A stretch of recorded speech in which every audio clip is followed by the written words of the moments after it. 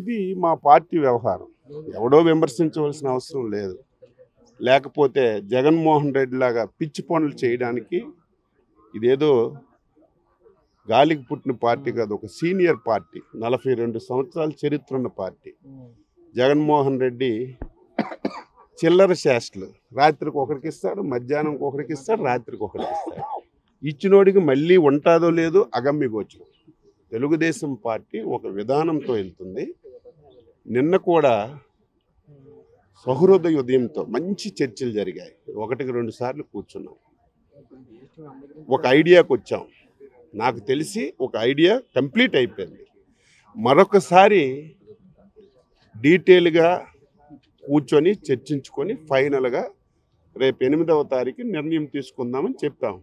అది మా పార్టీకి జనసేనకి మధ్య జరుగుతున్నటువంటి ఒప్పందం. అది మిగతా వాళ్ళకి ఎందుకు విమర్శలు? వాళ్ళకి ఏం పని? మా పొత్తులతో ఏం పని, మా వ్యవహారంతో ఏం పని అని చెప్పి నేను ఇస్తున్నాను. చాలా మంచి హృదయంతో జరిగాయి, నిన్న చాలా సానుకూలంగా జరిగాయి.